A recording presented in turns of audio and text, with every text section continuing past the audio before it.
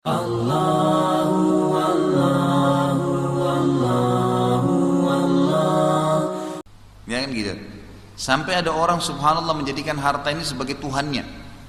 Ada orang mau ya mengorbankan keluarganya, istrinya, anaknya, suaminya demi harta. Berapa banyak orang meninggalkan rumah tangganya karena keadaan ekonomi misalnya. Ternyata dia pada saat pun pindah ke rumah tangga yang baru, yang lebih banyak hartanya, itu tidak memberikan kepada dia kebahagiaan. Tapi karena target dia harta, walaupun misalnya suaminya yang baru ini jahat, suka mukul, nggak apa-apa, karena targetnya hartanya. Tidak ada kebahagiaan di situ. Allah Subhanahu wa taala mengatakan dalam Al-Qur'an, "A'udzubillahi minasyaitonirrajim, alhaakumut takatsur." Alhaakumut takatsur itu kenapa kalian ini sibuk mikirin harta terus, nggak ada ujung-ujungnya. Hatta zurtumul maqabir, sampai kalian nanti mendatangi kuburan. Kalau mati baru tahu tuh kalau harta tidak bisa dibawa ke sana. Mobil kita yang mewah cuma parkir di mana? Di pagar kuburan. Nggak mungkin dikubur bersama kita. Ibu-ibu kalau punya mobil Alphard pas mati di kain kafan ditaruh di mobil Alphardnya.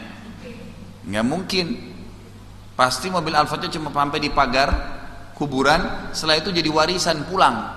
Paling lama sejam setelah ngantar kita sudah pulang semua. Gitu kan? Nggak bisa. Bukan kebahagiaan di harta. Harta itu akan habis sampai kata Nabi SAW apa? Di sini dititik poinkan beliau mengatakan, hartamu yang sebenarnya adalah yang engkau infakkan di jalan Allah. Dan hartamu yang cuman samar, gitu kan? Sesuatu yang sekedar hiasan adalah yang engkau habiskan untuk makanan, minuman dan pakaian. Kita punya harta nih, sibuk beli makanan ini, makanan itu, pakaian warna ini, pakaian warna itu, tas merek ini, tas merek itu, HP merek ini, HP merek itu, terus kita berputar di situ. Itu bukan harta yang sebenarnya. Karena itu nanti rusak diganti lagi.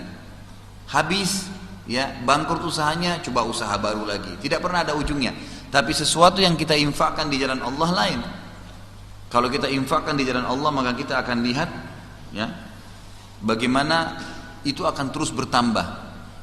Sebagaimana sabda Nabi SAW, siapapun yang berinfak di jalan Allah, maka Allah akan menjadikan infak itu seperti bibit pohon yang Allah akan suburkan di dekat singgasananya, dekat arsy-Nya Allah.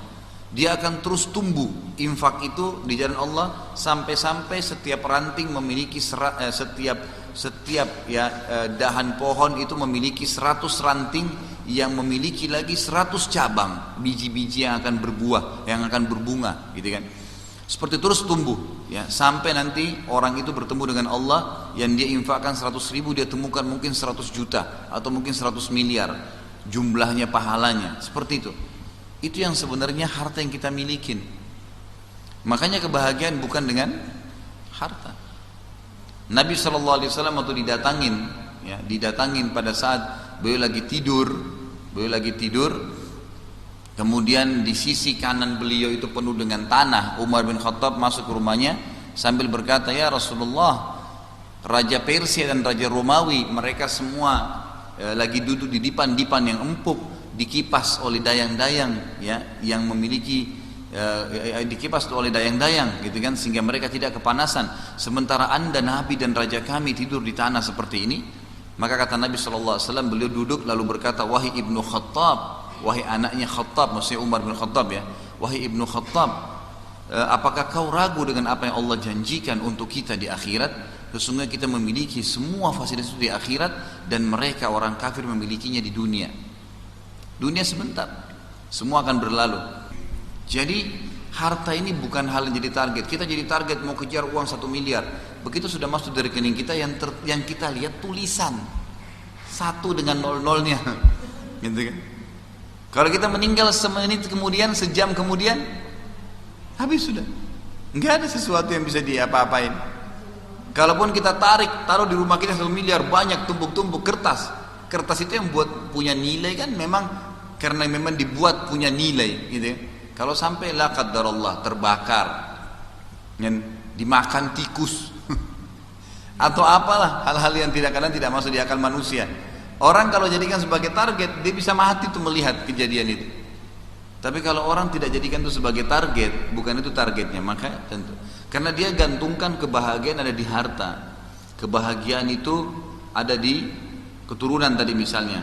Dengan berbangga punya keturunan banyak, urusan sama urusan dunia ini. Itu contoh, ini belum masuk ke materi ya. Kita masih baru memberikan gambaran ya, wacana tentang adanya orang yang menggantungkan kebahagiaan di beragam macam kehidupan kita ini. Nah nanti kita titik beratkan ternyata itu bukan kebahagiaan. Ada juga orang mengatakan kebahagiaan itu di jabatan, sampai dia mengejar jabatan apapun resikonya, mau namanya rusak, mau cerai sama istrinya, sama suaminya, mau nanti apa saja resikonya. Sampai orang berani ke dukun buat kemusyrikan hanya untuk mendapatkan sebuah jabatan, gak masuk di akal ini. Banyak orang pikir dengan dapat jabatan tertentu bahagia, ternyata tidak, karena semua perbuatan itu punya konsekuensi. Gak ada ceritanya orang jadi anggota dewan misalnya, kemudian tidak ada tugasnya, gak ada cobaannya, pasti ada. Gak mungkin. Gak ada orang, Bapak Ibu sekalian, dari lahir sampai mati gak pernah sakit, gak mungkin, pasti sakit. Sunnatullah itu sistem.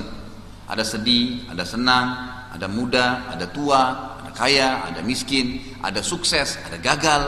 Itu pasti pasangan, tidak mungkin. Nggak mungkin orang sepanjang hidupnya semua sukses, nggak mungkin. Nggak mungkin, pasti ada kegagalan-kegagalan yang dia bisa belajar dari situ, pasti itu.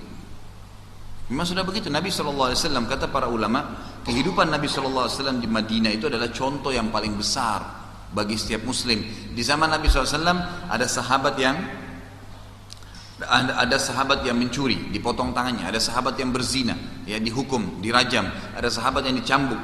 Ada sahabat yang jadi munafik. Ada sahabat yang beriman. Ada yang mati syahid. Jadi ragam kehidupan ini itu menandakan memang akan ada di kehidupan kita seperti itu. Gak bisa kita lewatkan. Jadi gak mungkin dengan orang dapat jabatan kemudian dia bisa dapatkan kebahagiaan. Tidak semudah itu. Yang dia anggap bahagia di sini pada saat punya jabatan apa? Pujian orang. Oh hebat ya. Sama saja pujian orang di ujung lidah. Di ujung lidah. Kamu cantik ya. Kamu gagah ya. Kamu pintar ya. Oh kamu hebat ya. Udah selesai. Habis itu apa? Apa habis itu? Enggak ada. Lebih enak makan pisang goreng. Masih terasa. Tapi seperti itulah. Bukan tidak boleh ya. Bukan tidak boleh cari harta, bukan tidak boleh cari makanan yang kita suka, pakai pakaian yang kita suka, bukan tidak boleh, boleh. Tetapi jangan menjadikan itu adalah kebahagiaan, itu inti kejar, target. Karena kebahagiaan itu ketenangan jiwa, ternyata nggak bisa didapatkan dengan cara itu. Mari kita sama-sama selalu follow dan juga tentu lakukan pada semua channel-channel dakwah yang baik yang menyebarkan agama Allah Subhanahu wa taala, karena hak itu kebenaran bila dijunjung tinggi dan dipertahankan, tentu batil akan hilang.